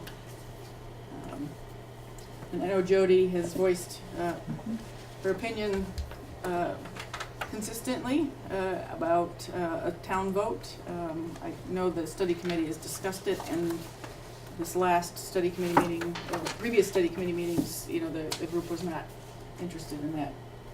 I think primarily because of the concern that a small town would be able to keep an unviable school operating at the expense of the other members of the unified district. So,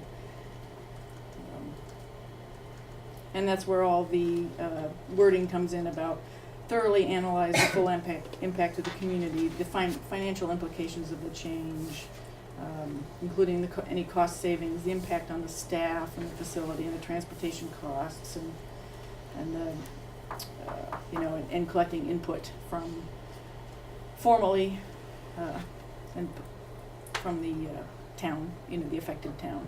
So I do know that the previous superintendent, and I'm sure our current superintendent, are committed to keeping these smaller schools open, and I've versus and I've heard that from Brattleboro town school board members as well, that, you know, they recognize, not that they'd be on a unified board, but some of them might be. So there is a comfort level I have knowing that, you know, these people recognize the importance of keeping schools in our communities.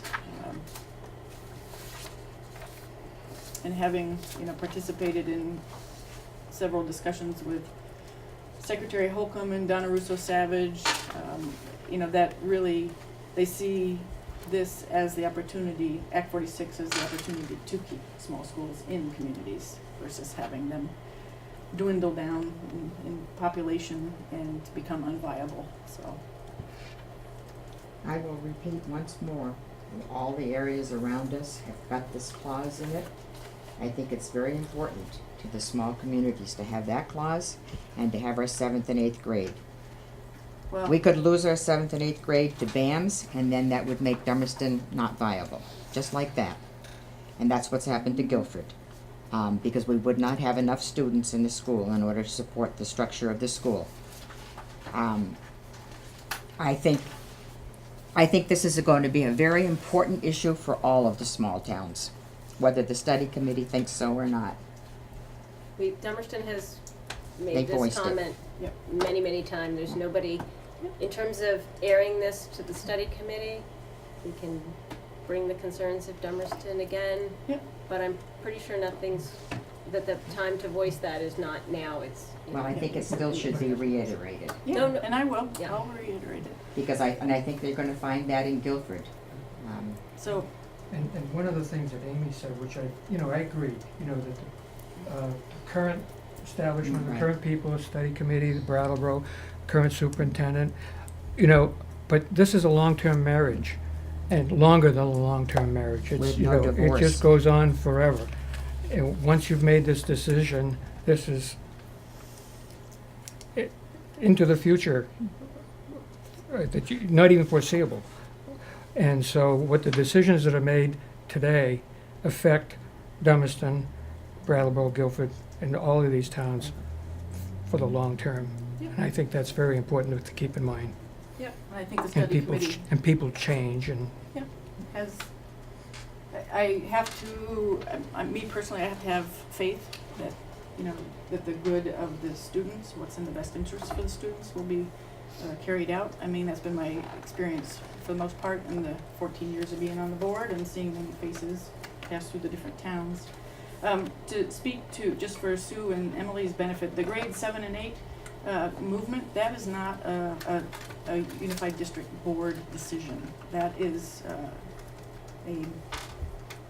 That would be a unified It- district. well, It's not an article of agreement. it's not an article, it can't, by statute, it can't be in here. I think that's what I recall from many previous conversations, and that's why, because we initially started out with that in there, trying to keep the Putney, Dummerston middle schools.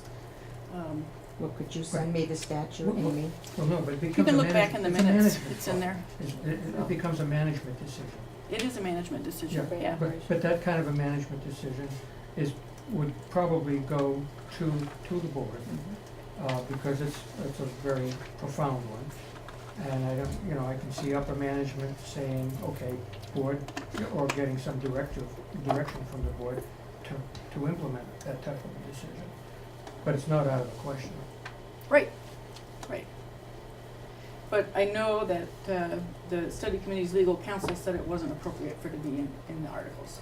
I don't remember that. Well, you should go back and check the I've minutes. watched all the, Well, go I back and check remember it. again, because this is, but I'd like to know what law it is, so, what, well, I may have misspoke if it's a statute, but I know it is not. We tried to get it in there, and it was not, we weren't able to keep it in there because of legal advice saying it was not appropriate. So, and I know that will be in the minutes and in the videotapes, so. I think I kind of remember when that was, so I'll try and look that It was up. fairly early on. Yeah, It was I in guess, about the yeah. time that Vernon left, yeah. or maybe a little bit prior to that. no, you don't need to do that, Christina, I can do it myself.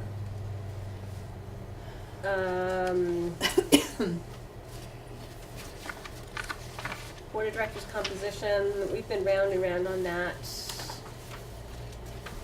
Dummerston has one representative, and then there's 2 school directors at large that's voted on by all the towns. We did that. The makeup of the board is based on census data, it's not based on student population. So, obviously, Brattleboro has always been, the representatives from Brattleboro have always been very cognizant that they are sort of the gorilla in the room when it comes to this aspect.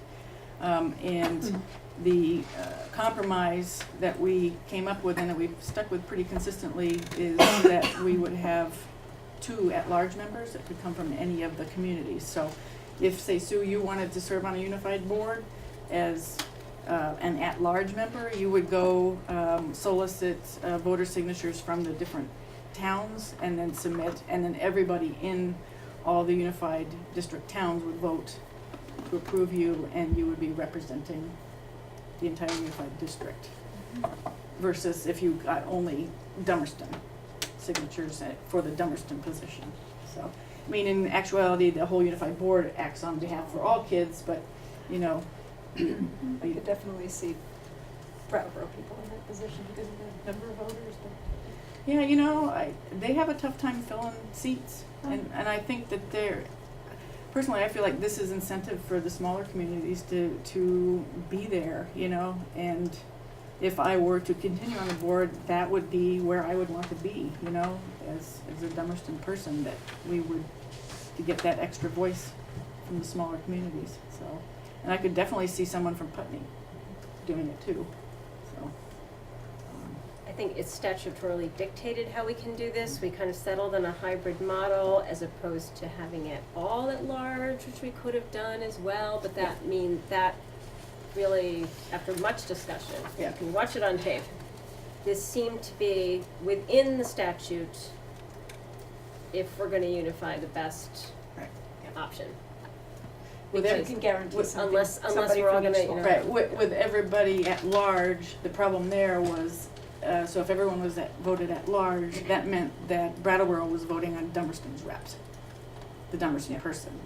And that didn't sit well with anybody in any of the towns, that they really wanted their dedicated persons or persons, there from I their think it also communities. kind of guarantees somebody from each small town. Yeah. That's exactly right. Yeah. So. And we also felt the size 9 was, we looked at bigger, and it started to get unwieldy. And this was the best sort of fit that we could get, particularly with the at-large positions, so. So the next one is just the terms of the, Article 9 is just the various terms of how it would come, and was figured out by legal counsel because there's a whole bouillabaisse of reasons as to how that was gonna happen, but it was really the first year was the difficult part. And the only interesting thing there, which I should mention, is that Dummerston votes on Dummerstons we get the counts on the election for our representative. The votes are commingled for all the districts on the at-large representatives. Right. It has to be. And that was another concern about everybody at large, that Dummerston couldn't see who they voted for because it would be mixed in with all the other communities, so. So this way you have a sort of that feedback. You have that transparency for your community, yep. Okay. Where are we? Establishment operating authority. It's like mumbo jumbo, legal stuff, lawful business. I don't think there's anything to comment on there. Anybody? No?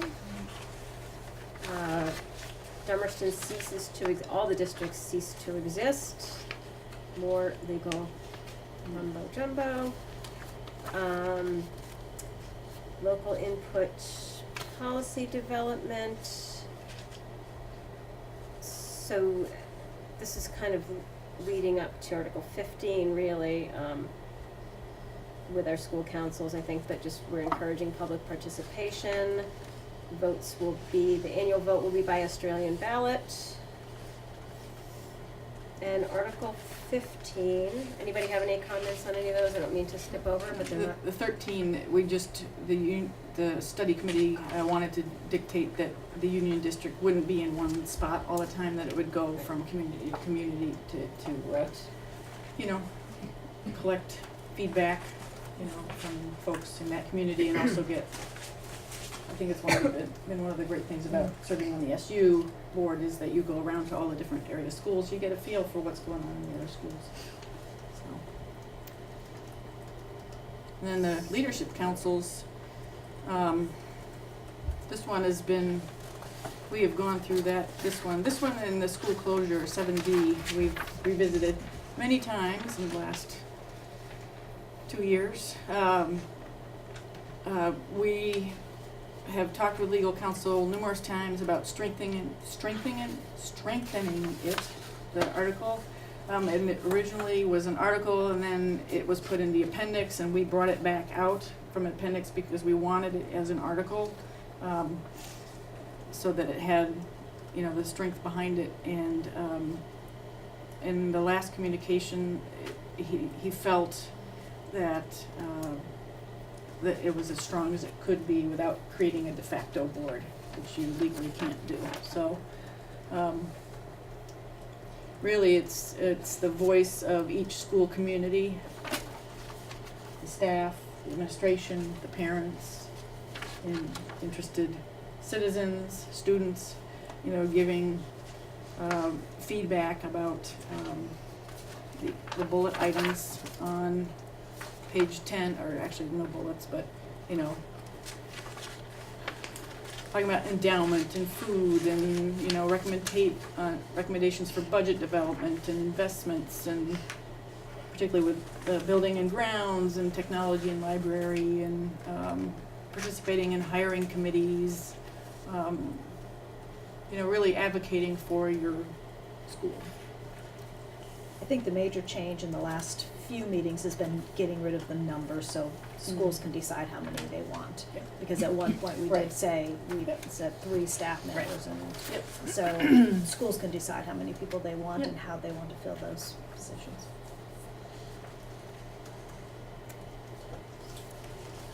Yeah, and then the wording too, in this has been changed, to shall be, to really, to emphasize that this is gonna happen. And every That time it was went the to legal strongest. counsel, it got weaker, and every time it came back to the study committee, it got stronger. Yeah. The tug of war with legal counsel. I had a question on this, Christina, Mhm. maybe. Within the first year, the Unified District Board shall actively engage with the school leadership councils. Does that mean they don't have to after the first year? No, that means that within that first year of operation, that they're going to start that process of engaging. Because they Okay, have to come be and not be elected, you have to pick those people and stuff, so it has to happen within the first year. It's But not it's- gonna yeah. happen on day one. but it says shall actively engage within the first year. I mean, it just doesn't say that they will continually Continue. be engaged with I the, see what I you're can see saying. that too. Yeah. you saw that too, Emily, yeah. When you bring it up, I do, Yeah. Yeah. It just says, So oh, the wait, first year we're gonna do this, Within then the we're not first gonna year hear from and you. Can't wait either ongoing. until Right, the second right. year. Yeah. Yeah, we wanted to make sure that the unified board just doesn't sit there and sort of muddy through, Yep. without collecting, that input, so. I think it's clear what the leadership council is gonna be doing, and so I think it's, when you read the whole article, it's pretty clear, oh, you're gonna be doing this, and it has to they talk about the transition year, Yes. school board members, and then And how to town begin the meeting- process of engagement or something, maybe, that might just maybe make it a little bit better for Within the the reading. first year and thereafter. Yeah, I put within the first year and ongoing. and Yeah. ongoing, Just- okay, It just makes it clearer. okay.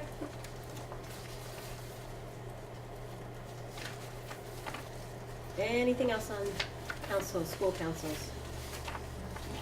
Good, I won't have to read that one again. And school attendance, you will attend the school where you are attending for the first year unless, as this has always been, if there's an issue based on individual circumstances of the students.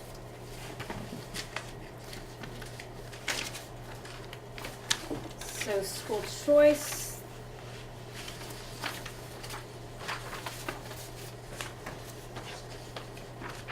There is currently elementary, or K to, there is some choice now under the law, right, where you can, That's high school. high school, there's elementary, I don't know. I thought you could, oh, okay, I'm confusing something else.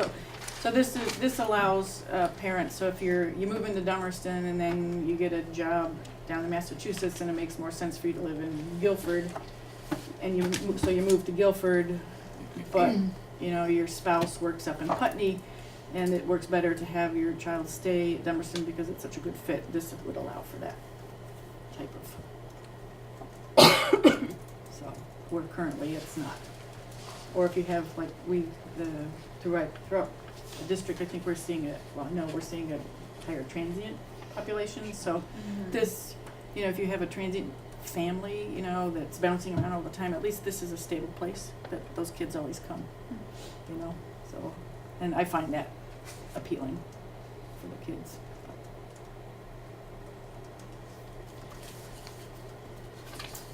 And then community use of schools, It doesn't really change the way the schools are used. I think it just renews the commitment that this unified district's gonna, you know, it falls to the building administrator, which is the principal, you know. So I don't see that it would necessarily change how, say, the ball fields are used, you know. I mean, priority's given to Dummerston teams now, and then other teams can come, so. But it could change very drastically. Well, that would be up to the building administrator, so. Yeah. And we all know Joe Carroll's not gonna retire, so. And I'm not giving up the fields to anybody. No, but somebody could. Bury her in those fields in 100 years. Christine? Christina, before you go on? Yes, Could we go back to 16 for a second? Article 16. There's no Um, page 16 yet, and- okay? And, you know, I'm gonna take Amy's words, I'm gonna play devil's advocate here. The last sentence well, I guess it's one big run-on sentence, but, it said, I'm concerned with the part where it says, provided with parental consent, the board may adjust student enrollment based on the individual student's circumstances. Okay, if there was a period there, I could see that. But then it says, and needs of the union district. And I think I know what the rationale was behind that, but what I'm trying to get at here is that the needs of the unified union district could say, I'll get back to 7th and 8th graders, unified union district could say, we need more students at BAMS, and we're going to take them out of Putney and we're going to take them out of Dummerston. So that portion of it is, raises a red flag from where I'm sitting. So that is just for the first year, and Or that's during the with, first and so year. during the first Okay. year, there is parental consent for that. All It right. says with parental consent, so actually, that's the better deal. Mhm. In that first year, they can't, if BAMS wants all of our 7th grade, Yep. they'd have to get all the parents to consent, but that's only the first year that that's true. Okay, That's how I read that. okay, Okay. fine. I should have read it And more the sec- broadly. In the second year, all That- school that's- attendance will That's be where the determined choice comes in Article 17, right? after, well, you can, after that, it's gonna be determined on an as-needed basis. So if Mhm. they decide they wanna have 6th, 7th, 8th at BAMS and the unified board wants to do that, that's under the purview of the unified board. Mhm. So if they wanna have Dummerston, if they decide they want K-5 schools, I'm throwing this out, this is not on the table, we're not talking, I'm just, I live through examples, so Mhm. if, they decide they want BAMS to be 6th, 7th, and 8th for some educational reason or Mhm. whatever, that's under the unified district's purview, the unified board's purview. Yeah. It Well, is, you're expanding on my paranoia.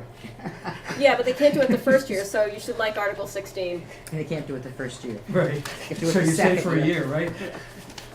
You do know that Guilford had 2 or 3 years of study before they sent their kids to BAMS. Mhm. And if you talk to those parents, I've not heard one parent not happy. Yeah. It's a different situation than Dummerston. They were Sure. down to 7th and 8th grade in the teens combined 7th and 8th grade and they just could not do any sports. They didn't really have, they had a class with one girl. So it Sure. made perfect sense for them. But I don't see that happening It looks like they got 45 kids in 7th and 8th grade now. now. Yeah. Right, right. But pretty much every parent I've ever talked to is very happy with the expanded opportunities for their Mhm. kids that they just Yeah. couldn't for a And long I'm time. not saying parents around here wouldn't be happy either, it's just that my sense is that historically, Dummerston has been very adamant about its keeping its kids here to 7th and 8th grade. Not that some parents wouldn't prefer, might like it another way. Well, that's why school choice period would be nice. Okay, so, We're gonna have I somewhat know- of a long I know, we have a lot to do left. Executive session. Are you gonna So, take a position on these articles? I think I'm gonna wait till we have a full board to take a position on the articles. Do we have Well, we time, have the to luxury do that time before to do they're- that? No. Because- Well, I think we've sent our feedback. Well, we can take a vote on, do people with the board? I would entertain them, if somebody would like to make a motion to vote on the articles as they stand as a board, I'm happy to entertain that motion. Motions are quick. Well, you're voting on them as they stand or as yours, That's with the suggested part, yeah. changes? That's, I'm sorry, I I mean, we could Just recommend, I would make a motion that we recommend the changes discussed to the study committee for consideration. I don't think that we necessarily need to do more than that, if we're not willing to.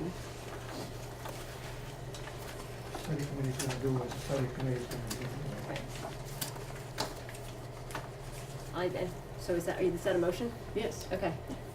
So the motion on the table is that the board requests the board requests a Recom- Well, Recommends- bring a recommendation to. recommends, the changes discussed,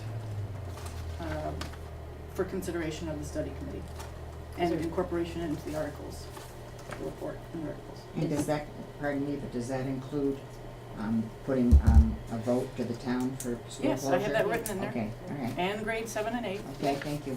Yep. Is there a second on that? Second. Thank you, Emily, for the second. All those in favor? Aye. Aye. Aye. Any nays or abstentions? The ayes have it. So I'm gonna ask, especially that Michael's not here, we're never gonna get a full board here. Ethics and norms that we will move on to the next Sure. meeting. Middle school and elementary report. Can we push that up? What is that? You sure can. Until Until I figure out what it is, I'll push it off. I would like to take 1 minute to discuss pre-K, and say that it looks like people who have thought about who have looked at the process, rather than do a survey, we talked last time about the beginning of that, is they have done community forums as a way to assess the advisability of a pre-K. So I'm thinking that we should do that as a board sometime in the fall. Is really probably a good time to do that too, because people are really engaged in thinking about schools in the fall. So the one thing I would like to do is to see if the board would be interested, and I apologize, but I thought we'd have a little more time to do this, but it's not gonna be a fruitful discussion, and we have other things that we have to do before the night's out, so, to schedule something for late September after, we'll have a board meeting on the 19th. So I'm wondering if late September, early October would be a possible time to do a forum on pre-K, because we could discuss it at the next meeting, next board meeting. What about connecting it to one of the open house? Oh, I love that It'd be idea. good participation. And when is the next open house? It will be in September, the end of September. So we will have a Usually. chance to discuss it a little bit, and I will send out via digital methods, some information for people to read up beforehand, so we can have a quick and fruitful discussion, because it's just to have us understand the implications and gauge community interest, so, which is part of the process.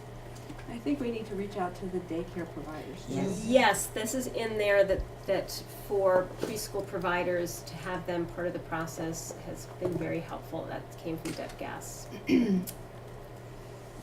think for budgeting too, for the next fiscal year, I mean, we start looking at budget Right. in October, so Right. doing it early as possible would be better, I think. And then I will just update, Michael is sending to the town that triple net lease example. I think he has sent it. So I will be contacting the select board about that when they have had time to put it back on their agenda. I think we're gonna have to push off the work plan, if that's okay. That's this sort of, I think it's a great idea to organize ourselves, if only we had the time to organize ourselves so we could be more efficient. Yes. Anybody else want? I am on. Yeah, we used to go through and talk about topics that we wanted to hit Right, on right. for the coming year, and then set it up Chunk 'em for in. month. And that's what I'd love to do, but Yeah. one of our norms is to try not to go beyond 2 hours, and I've blown that out of the water. Any other agenda items for next meeting that anybody would, other than those things that we have put off? Can we do communicating? Just so Oh, that- yes, sorry, I didn't I- write We don't- that down, I we haven't don't my have to do it first. today, Yes, but communicating, yes, It so would be really great communications, yep. if you could think for next time, if there are specific ways that you would like me to communicate with you. Christina will probably be the one that I communicate most closely with. But I assume you want to work under the sort of umbrella of you would prefer no surprises when things are coming, and the same with me, I prefer no surprises, so we can talk about that when we have more time.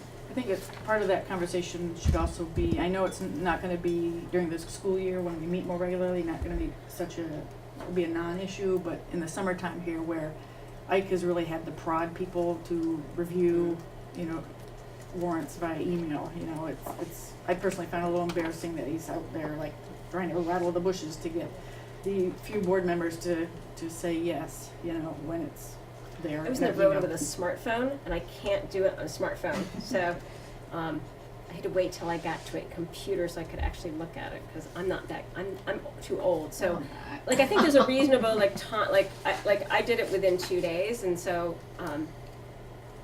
just because I was gone, so, Well, I I still could- had a computer, but I had to turn my head sideways like this to read it. I don't know what I was doing wrong, so. just turn the computer I could have sideways. done that, but. No, I guess, So, I just feel like my they, kid's laptop. that in terms of SU communications, that, they are making a commitment to us to communicate effectively and efficiently, and that we also as a board have to commit to doing that for them, so that they can do our And how business. great you can do it online. Yes, I mean, that's. yes. Yeah, used to, we have to come in and sign, Right. and Um, not always possible. But I think we should talk about a Yeah. time limit, just as the SU has, is like the 5-day limit. I think like a 2 or 3 day limit would be a reasonable limit, because Right. people are, we're not all Right. accessible all the time to go through. So I think that's a reasonable, so we should discuss that at the next meeting. Can you just say when the next meeting is? The next please? meeting appears to be the 19th, unless we're Yeah, meeting on the okay. 5th, but I don't think so. For what? School board meeting? That, I just Right. put those in because I needed I have the something to 29th push those out. You have the 29th of August. is of the August for fifth. meeting? And two is the 4th, it's the 5th, but, yes. What did you have? Oh, I thought that this was This was just a draft. oh, so I thought you put the dates in there. I put, My mistake. I did put the first and So the first day is Third. So let's look Tuesday, at that except for very August. quickly. I can figure out, oh my gosh. What is the Well, you usually do the second. fourth, second don't you? Tuesday, what is the second Tuesday in September? 12th. The 12th. So let's make that, so that would be the 12th and then the, I don't think So we're. we won't meet on till the the 12th? Yeah, I don't think we need to We- meet till the 12th, do we? Okay. You're gonna have to do that warrant, the Warrants again. Yep. Let's all try to do it within 2 or 3 days. So September 12th, 12th and the 26th. okay. I'll go through and send you the numbers. Okay. Is the open house on the 26th, or you have? I don't know yet, I haven't, So maybe that, it might well, not that's be a till the. lot if we do open house. That's and- true. Yeah. Should do Yeah, that. I Yeah, think so we'll probably do 2. And I don't know if the whole board needs to be at the open house for that either, you know? Right. I think they're welcome to, the more the merrier, but, I think it would be nice, yeah, that's true. We'll do in that. terms of, for, as elected officials. Yeah. Well, that's if you're gonna true. do a form after, it Yeah. should be, Yeah. Should be the full board. Well, we can also make a decision on the 12th of September if it turns out that we're, right. Mm-hmm. with the dates of that. Do you So have people September you- 12th is written in stone. Do you have people you can contact for this pre-K? Yes, Have I- ideas of people that you can reach out to? I yes. think Janice Stockman would be, Right, I know that's- she was not available to come tonight, but it would be willing to come to a meeting Right. to talk to us. And maybe if she came on the 12th, she could help us set up what it might look like Okay. Mm. on the 26th. So are you gonna reach out to her? Yes, I or- am. Oh, thank you very Do much, it right Lyle. this second. Okay. And so we'll put that early on so that she doesn't have to wade through everything else. And I believe, anything else before we move on from new business? I just had a question about reaching out to the preschool providers, like when do we wanna do that and how do we want them involved? Why don't we talk about that on the 12th? Okay. As part of that discussion before doing a forum. Okay. I was thinking that I would do that. Okay. And Brattleboro Town has done a couple of preschool forums, so we can figure out what they did and try to repeat it. And I will forward you the email from Deb Gass about what she said they had done too. So. Okay, that's different than this. Oh no, I gave that to you, that's right. I gave that. I believe we have Yes, we have an executive. And will there be action taken afterwards? So, even though I'm the board chair, it's a small board, I can make a motion, so in the interest of time, I have several motions to make. I move to find that premature general public knowledge of pending litigation would cause the Dummerston School Board to be at a substantial disadvantage by disclosing its legal strategy if the case is discussed in public. So that is my first motion. The reason we do this is that we need to say if we're going into executive session, we need to make it clear that it would put the board at a disadvantage to go into executive session. So this is our discussion that if there's pending litigation, it would put the board at substantial disadvantage to disclose that publicly and have the meeting in a public format. I second. All those in favor? Aye. And there's nothing else after this. There's gonna be nothing else after this. Thank you. Any nays or abstentions? My second motion is I move to find that premature general public knowledge of school security measures could jeopardize public safety via 1 VSA 313, subsection A, part 10. I second. Excuse me. I All locked those in that favor? front door, so if you leave, you Nays won't be or able to get back abstentions? in. And my third motion is I move You that we knock enter on the into door executive window. session to discuss Dummerston School's pending litigation and school security measures and under the provisions of Title I, Section 313A1A of the Vermont statutes. I second. All those in favor? Nays or abstentions? Ayes have it.